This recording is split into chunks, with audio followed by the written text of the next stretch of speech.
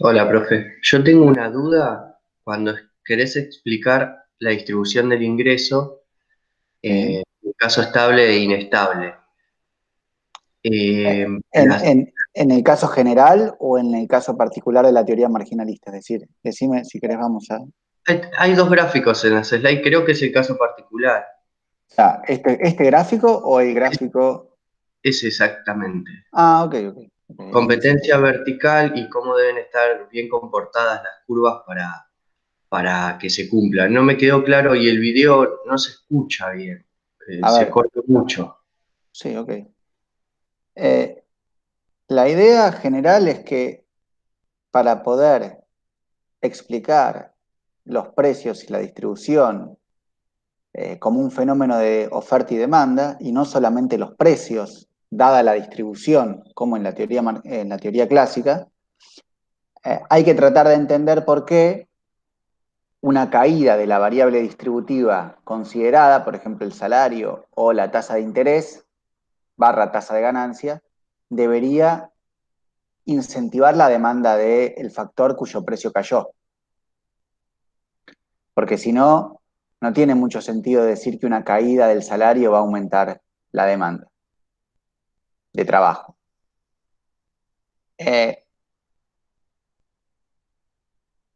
la cuestión entonces es tratar de justificar ese resultado, o esa idea, si quieren, de una manera un poco más formal, porque de nuevo, uno no demanda, ni siquiera uno podría decir, bueno, yo demando más trabajo porque el precio cayó, porque es como si fueran las manzanas que cuando cae el precio demando más manzanas. Eh, Digo, uno no demanda trabajo, un empresario no demanda trabajo porque le gusta, tiene satisfacción en demandando trabajo. Esa es una diferencia fundamental con la teoría del consumidor neoclásica, digamos. Entonces, la pregunta que ponemos con estos dos gráficos es la siguiente. Supongamos que asumimos que una caída del salario o una caída de la tasa de interés genera un aumento en la demanda de trabajo o en la demanda de capital. Supongamos que cuando el salario cae, la demanda de trabajo, eh, perdón, me reitero. Supongamos que asumimos que, voy para atrás, disculpen, supongamos que asumimos que el salario reacciona ante los desequilibrios en el mercado del factor considerado, por ejemplo, del trabajo en este caso. O sea, lo que uno puede suponer es que ante un exceso de demanda, el salario sube y ante un exceso de oferta, el salario baja de trabajo. En este caso tenemos un exceso de oferta y si el salario cae, lo que tenemos es una tendencia a ajustar hacia el valor que la teoría determina, que es el valor de equilibrio, porque como sabemos, la teoría solo puede determinar los valores persistentes. Cuando estamos fuera de los valores persistentes, o sea, cuando estamos en desequilibrio, lo que tenemos es un mecanismo de ajuste. Entonces, lo que puede ser plausible asumir es simplemente que cuando hay desequilibrio, o sea, cuando oferta y demanda de trabajo no coinciden, hay algún ajuste que va a tener lugar. Supongamos que le damos la derecha a la teoría marginalista y asumimos que los salarios reaccionan ante los desequilibrios en el mercado de trabajo.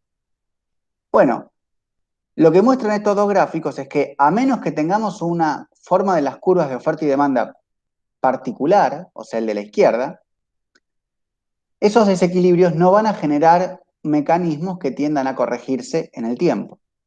Porque en este caso, como les decía a ustedes antes, el exceso de oferta de trabajo lleva a que el salario caiga y el exceso de demanda de trabajo, cuando el salario es muy bajo en relación al valor de equilibrio, llega a que el salario suba.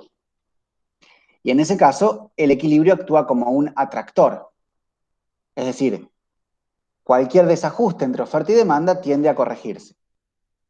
Pero si la oferta y la demanda, o mejor dicho, dada la misma curva de oferta, la demanda tiene la forma que tenemos en el gráfico de la izquierda, de la derecha, perdón, los desajustes dejan de ser autocorrectivos. Es decir, el exceso de demanda, en este caso, que debería generar un aumento del salario, que debería a su vez corregir la tendencia al equilibrio, no genera el efecto deseado. Porque cuando el salario está por encima del valor de equilibrio, tenemos un exceso de demanda y ese exceso de demanda de trabajo genera un ulterior aumento del salario que, lejos de corregir el desequilibrio, lo amplifica. Y cuando estamos por debajo del valor de equilibrio, tenemos el fenómeno opuesto. Un exceso de oferta de trabajo que, según la teoría, genera una caída en el salario, lejos de disminuir el desequilibrio, lo amplifica. ¿Por qué lo amplifica? Porque el exceso de oferta aumenta. Y la única circunstancia que hemos modificado respecto del gráfico izquierda con respecto al gráfico derecho es que la curva de demanda ya no tiene pendiente negativa. Que la curva de oferta tenga pendiente vertical o pendiente positiva, digamos, es algo que podemos asumir, aunque la teoría marginalista sabe, por el gráfico siguiente, que la curva de oferta puede tener en general cualquier forma, porque depende de las preferencias de los consumidores.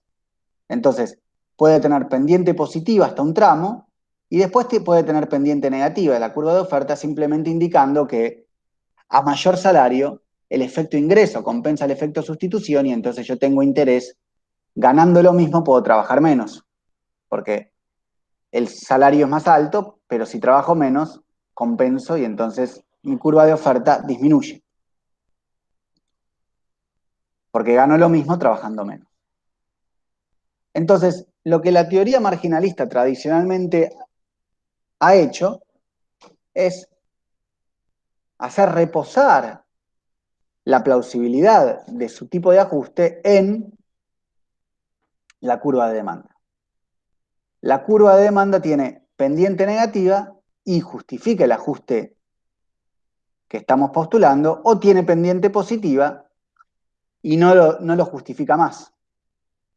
Pero además, como se ve en este gráfico, como la curva de oferta puede tener cualquier forma, no es necesario solamente que tenga una pendiente negativa con respecto al salario de la curva de demanda, y lo mismo con la curva de demanda de capital con respecto a la tasa de interés, sino que la curva de demanda tiene que ser suficientemente inclinada, tiene que ser suficientemente elástica para poder justificar que el equilibrio es, además de estable, único. Es decir, si la curva de demanda es suficientemente elástica, y eso depende de las posibilidades de sustitución, más inclinada va a ser, y cuanto más inclinada sea, más posibilidades hay de que se interseque solamente una vez con la curva de oferta y no dos, como ocurre en este gráfico. Entonces, lo que discute todo el capítulo, o bueno, toda la clase de hoy, es bajo qué condiciones la teoría marginalista puede derivar curvas de demanda que tengan esta forma, es decir, que sean negativas respecto al salario y además suficientemente inclinadas. Y lo que tenemos son dos mecanismos esencialmente. La sustitución en la producción, lo que vimos en micro 1, el mecanismo de sustitución entre capital y trabajo para producir una misma cantidad de mercancía, y la sustitución en el consumo, que es el mecanismo que se deriva de las preferencias de los consumidores. Es decir, cuando cae el salario, se abaratan relativamente los bienes que son producidos con mayor intensidad de trabajo, los consumidores van a demandar esos bienes porque sustituyen en el consumo los bienes más caros por los bienes más baratos, y si esa sustitución es suficientemente fuerte, va a inducir a aumentar la demanda agregada de trabajo. Entonces, la sustitución en la producción o sustitución directa opera a través de las decisiones de producción de los empresarios que, cuando el salario cae, producen lo mismo que antes, a paridad de demanda, utilizando más de aquel factor que se ha abaratado. Y además, cuando el precio del factor disminuye, como también van a disminuir relativamente más los precios de aquellas mercancías que utilizan en mayor proporción el factor más barato, también va a aumentar la demanda de los bienes que son intensivos en el factor, eh, que se ha abaratado, y eso va a aumentar la demanda agregada del factor que se ha abaratado. Esa es toda la idea, obviamente, resumida del capítulo. Pero el punto inicial es justamente la pregunta de Raúl, es por qué, digamos, por qué tenemos que considerar curvas de demanda que tengan la forma que deberían tener, con pendiente negativa, y no es indistinto qué forma tengan. Porque uno podría decir, bueno, a la teoría le da lo mismo cuál sea la curva, la forma de la curva de demanda. Y no es cierto que le dé lo mismo.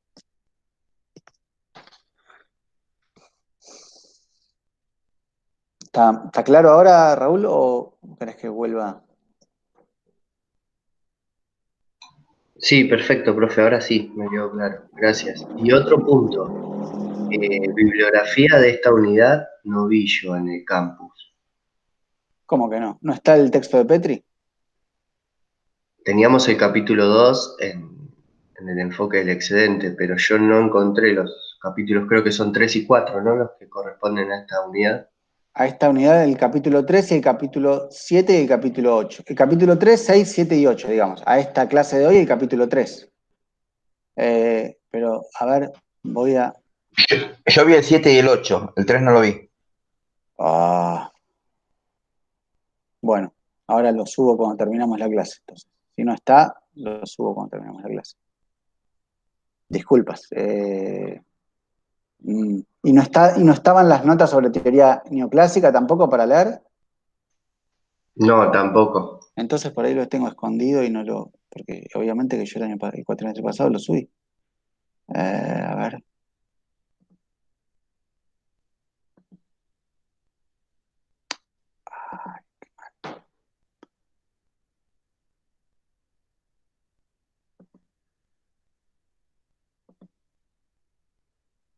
Mm, Lo único que está es el slide y el video, que tampoco, como dice Raúl, no se escucha bien.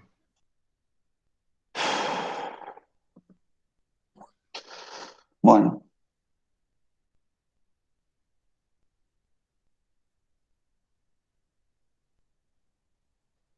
es que el capítulo 6 no lo vamos a ver. Bueno, disculpen, entonces faltó.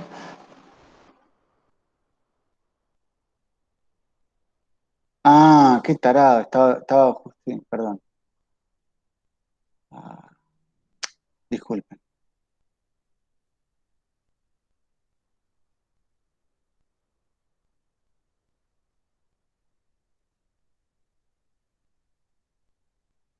Está como no mostrar, y ahora no me acuerdo cómo se hace para mostrar. A ver si ahora lo pueden ver.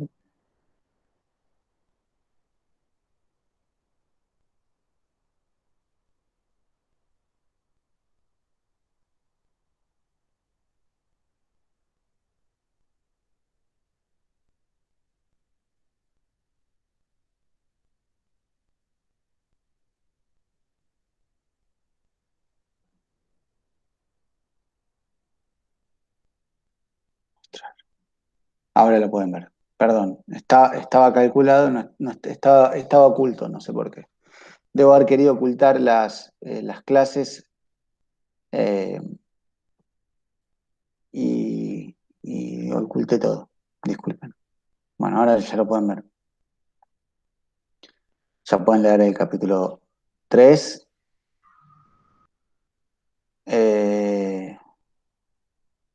y las notas sobre la teoría neoclásica, las dos cosas. Gracias. Disculpas. ¿Alguna pregunta más? ¿Se entiende la lógica? Lo que tienen que hacer en el próximo ejercicio, eh, es que tienen que entregar la semana que viene, es justamente explicar esos mecanismos de sustitución, cómo funcionan. Un poco resumir el capítulo que les di para leer, o que ahora tienen para leer, y la clase de hoy. Esencialmente eso es lo que se les pide.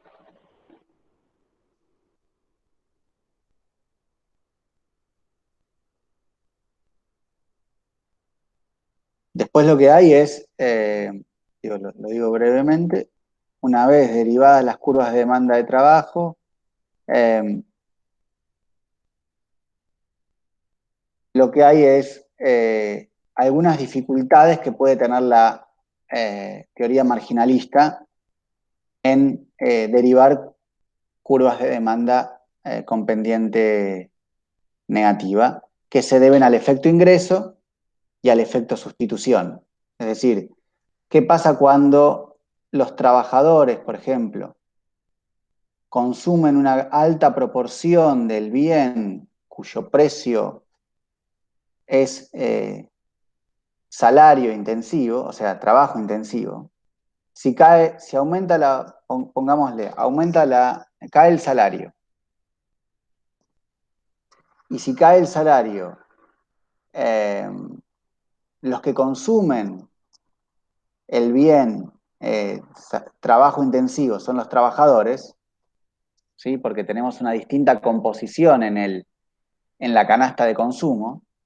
Bueno, si cuando cae el salario, los que consumen el bien cuyo precio se abarata son los trabajadores, que tienen menos ingreso, por eso se llama por el efecto ingreso, el efecto final puede ser una caída de la demanda de ese bien. No obstante, la sustitución está operando en la dirección correcta. Como quienes consumen ese bien intensivamente son los trabajadores, pónganlo en el margen. Hay dos tipos de individuos, trabajadores y terratenientes. Los trabajadores consumen el bien salario intensivo, y los terratenientes consumen el bien que es renta intensivo. Si cae el salario y cae el ingreso de los trabajadores, la demanda que proviene esencialmente de los trabajadores, del bien cuyo precio se ha abaratado, va a disminuir porque quienes lo demandan tienen menos ingreso. Entonces, en ese caso, incluso cae el precio de un bien trabajo intensivo, pero la demanda no aumenta por el efecto ingreso.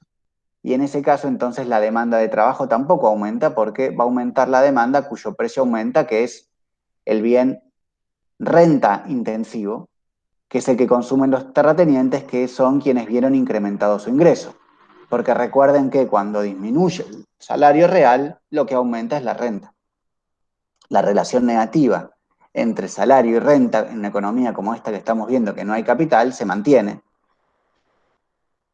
Así que ese es un caso en el que los efectos sustitución pueden no generar el resultado deseado. Y el otro caso que analizamos ahí es un caso en que lo que varía es la composición.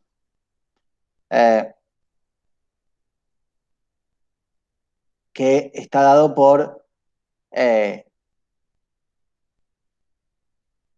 digamos, no, es el mismo efecto ingreso, como era, perdón que, perdón,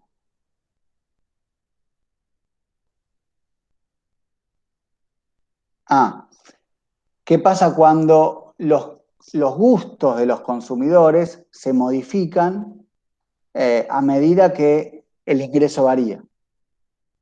O sea, hay dos tipos de individuos, trabajadores y terratenientes, como siempre.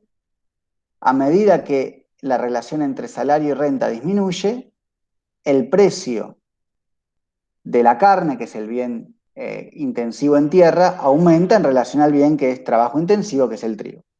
Entonces, debido al efecto sustitución, debería disminuir la proporción entre carne y trigo, porque la carne es más cara. Pero como está cayendo la tasa de salarios, está disminuyendo el ingreso, y podría suceder que a medida que el ingreso disminuye, el consumo, o sea, los gustos de los trabajadores se modificaran. Porque los gustos no son invariantes al nivel de ingreso, o podría ocurrir que no fueran invariantes al nivel de ingreso, y entonces, a medida que disminuyen los ingresos, aumenta la proporción entre carne y trigo. O sea, un trabajador que tiene ingresos más bajos desea consumir más carne que un trabajador que tiene ingresos más altos. Entonces, su ingreso está disminuyendo porque el salario está cayendo, y eso que debería hacer aumentar el consumo de trigo, que es el bien más barato, por un lado lo hace aumentar debido a la sustitución, pero por otro lado lo hace disminuir porque cuando cae el ingreso de los trabajadores, disminuye el deseo de consumo de trigo por unidad de ingreso recibida.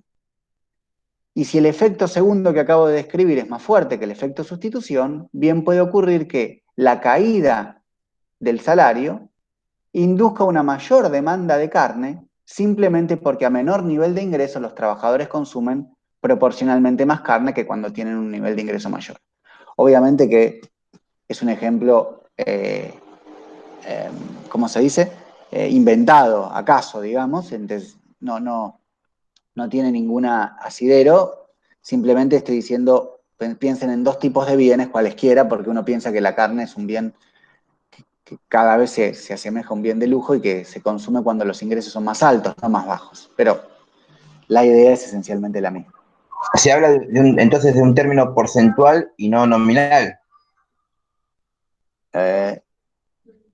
Lo que importa es la magnitud agregada, pero esa magnitud agregada, porque nunca hablamos de nominal, lo que nos importa es la magnitud agregada, pero esa magnitud agregada es el resultado de dos cosas.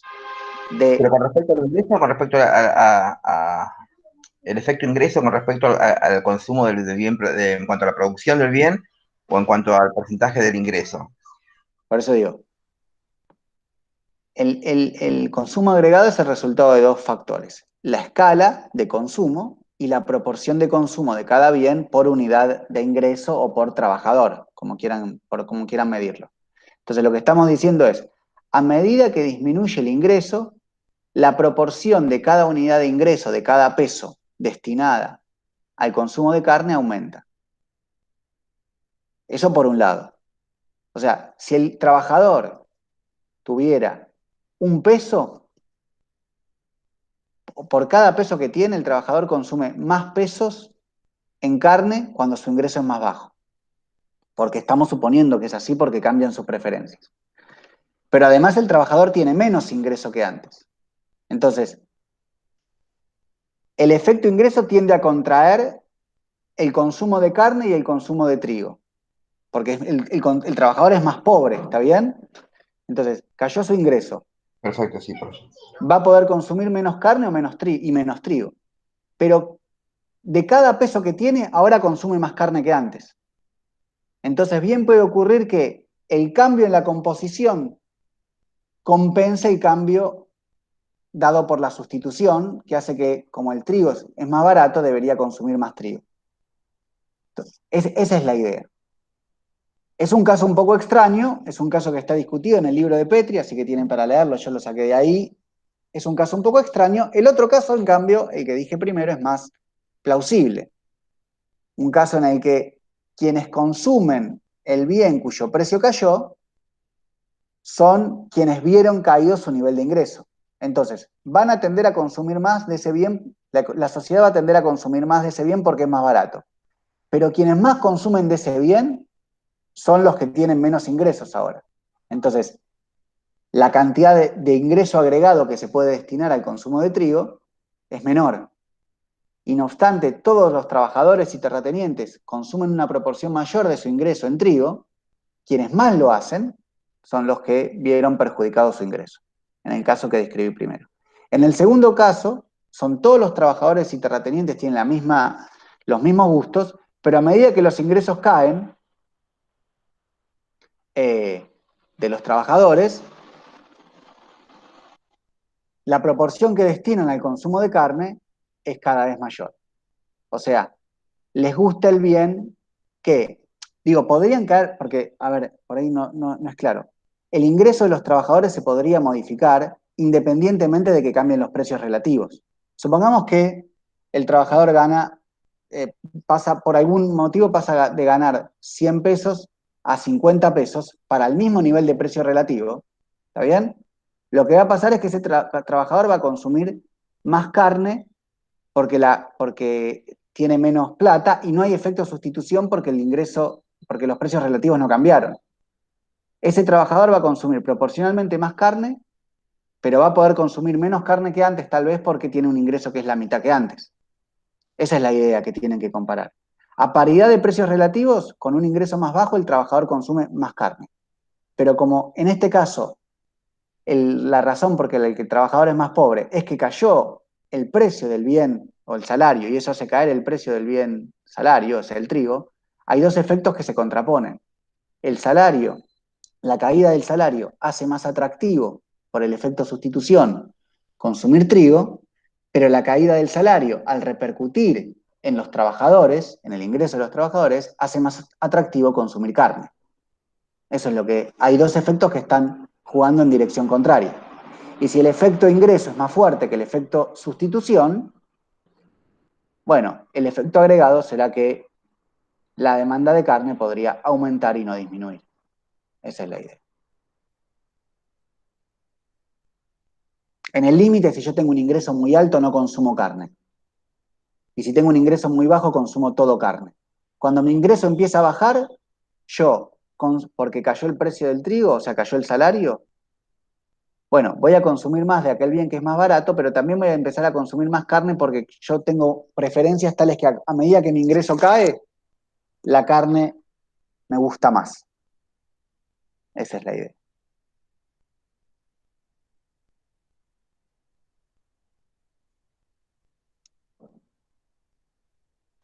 Profe, ¿y por qué en el tratamiento se toma como uno de los factores a la tierra? Que suponiendo que hay pleno en pleno de factores en equilibrio, si vos Sí. tenés una caída del salario Mm. y, y hay perfecta sustitución de factores, vos, o la teoría predice que tendrías que incorporar más tierra y la tierra es finita. Y lo Si mismo está- los trabajadores. ¿Por qué haces una distinción entre trabajo y tierra ahí? sí, es verdad, Ah, eh, ok. pero, pero la población puede crecer y por eso se cae el salario, por No. ejemplo, porque hay más Bueno, factores. o sea, cae el salario, pero presuponiendo que en cada instante de tiempo, digo, en cada instante de tiempo, el trabajo es finito.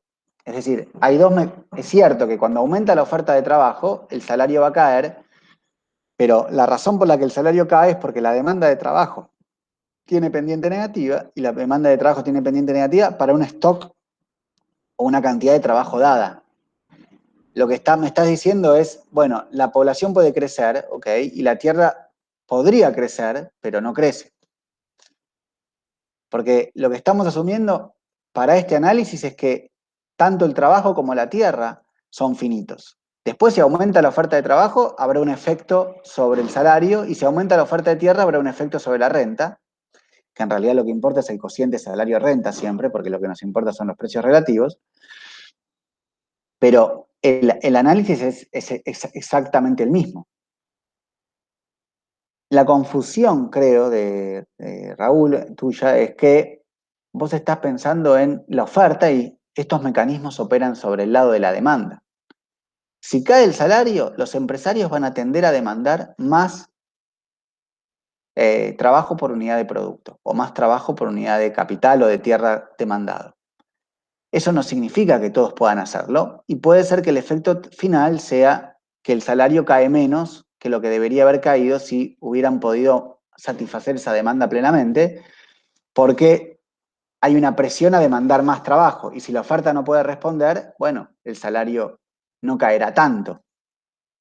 Lo que no puede ocurrir es que aumente la oferta de trabajo, eso haga caer el salario, los capitalistas demanden tanto más trabajo que el salario termine aumentando. Digo, eso no va a poder, no va a ocurrir. Lo que sí puede ocurrir es que el aumento posterior en la demanda de trabajo genere, a ver si lo puedo ilustrar aquí, una caída en la demanda en el salario menor a la que habría ocurrido. Lo que quiero decir es, si aumenta la oferta de trabajo, a ver, vamos a improvisar un poco, ¿eh? Si aumenta la oferta de trabajo, ¿está bien? Lo que antes era un exceso de oferta de un equilibrio, ahora es un exceso de oferta de trabajo. Ahora, cuando cuando hay un exceso de oferta de trabajo, el salario empieza a caer. Y esa caída empieza a aumentar la demanda de trabajo. ¿Está bien? Ahora, en este caso, la demanda de trabajo va a aumentar hasta el punto en el que se absorbe toda la oferta. ¿Sí? Supongan ahora que lo que aumenta es la demanda de trabajo. Por algún motivo aumenta la productividad marginal del trabajo. Acuérdense que entonces, aumenta la demanda de trabajo. Aumenta la demanda de trabajo y lo que antes era un equilibrio ahora es un exceso de demanda de trabajo.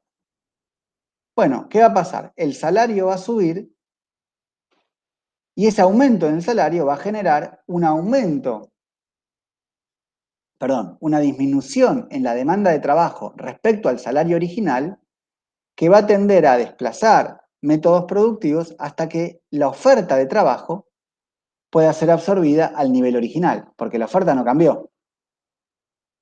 Entonces, dependiendo de cuál sea la causa del shock, lo que asegura el mecanismo de sustitución y la forma de las curvas es que los precios relativos de los factores cambien en las proporciones tales que se asegure que esas variables distributivas nuevas absorban la cantidad de oferta disponible en la economía del factor. Pero, de nuevo, si no hay más trabajo disponible y lo que aumentó fue la demanda, y bueno, el salario va a tenerle que subir lo suficiente hasta volver al nivel original. No hay tutía con eso. Aumentó la demanda de trabajo para un salario dado, pero cuando el salario empieza a subir, la demanda de trabajo empieza a disminuir. ¿Y hasta dónde disminuye? Hasta que la oferta siga siendo la misma que antes. O sea, la demanda de trabajo es la misma que antes y la oferta obviamente es la misma que antes. La única diferencia es que ahora, para desincentivar esa demanda de trabajo excedente, el salario tiene que ser más alto. Como el trabajo es más productivo, termina recibiendo un salario más alto. Pero la oferta de trabajo es lo que determina cuánto se va a absorber, no la demanda. Ahora entiendo, profe. Ok, buenísimo. ¿Alguna pregunta más?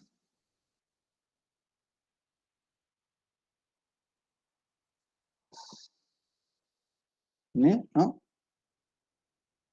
Bueno, si no hay más preguntas, la semana que viene tienen que entregar el trabajo sobre el trabajo práctico y además vamos a empezar a ver la teoría marginalista del capital. Lo que seguramente hagamos para el examen es lo siguiente. Seguramente tengamos el examen el 4, seguramente hasta entren lo que no entre para el segundo examen, pero sí para el final, sea la teoría del capital, o mejor dicho, la teoría del capital, las controversias del capital, que eso va a entrar para el final y sería el tema que se ve en la última clase el martes primero, pero no lo vemos y les dejo el tiempo suficiente para que puedan estudiar. O sea, para este examen entrarían 4